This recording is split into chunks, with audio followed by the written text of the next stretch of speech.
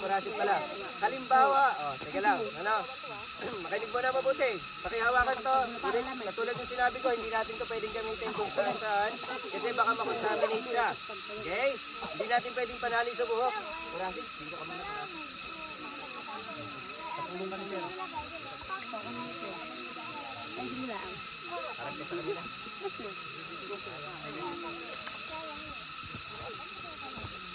Okay? Ngayon, sir, paano ba ito ginagamit? Halimbawa, ito yung tuturo ko. Nagagamit to kapag halimbawa, dumudugo yung tenga, dumudugo yung baba, dumudugo yung noo. Okay? Ewan ko lang kung aabot sa noo. Pero dapat aabot sa noo, no?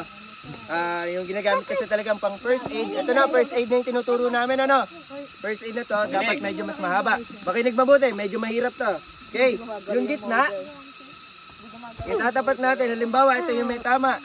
Tatapat natin sa tenga. Sige, diretso ka lang ng tingin, bunso. Yan, gagawa tayo ng mami, ano? Okay, dapat kalahati. Gagawa tayo ng mami. Okay, ngayon, sige, diretso ka lang tingin. Ngayon, tapos, diretso natin dyan. Okay, ngayon,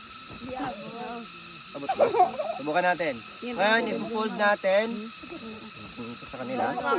Hatiin natin.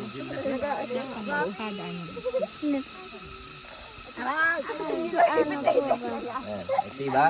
Mukhang abot naman. Yan. Gets ba?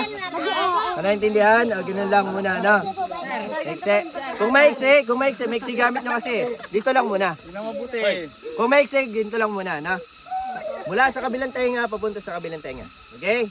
Pagkatapos nun, tandaan nyo to. Repeat after me. Left over right. Left over right. Right over left. Right over left. Again, repeat after me. Left over right. Repeat after me. Left over right. Left over right. Right over left. Right over left. What do I mean by that? Yung kaliwa, dapat nasa... Teka lang. Tingin ka lang. Square nut to, ha? Okay lang. Okay. Tinali ko, relative mami. Na-infection na. Yung kaliwa, nasa ibabaw ng kanan. Tapos buhol. Okay? Tapos, yung kanan naman, nasa ibabaw ng kaliwa. Tapos buhol. Tapos, syempre, pangit tingnan kung nakaganito. Dapat itatago natin. Okay? Saka for safety. Headband. Pag dinala yan sa doktor, pag nakita, dito tinali, ibig sabihin, nandyan yung may tama.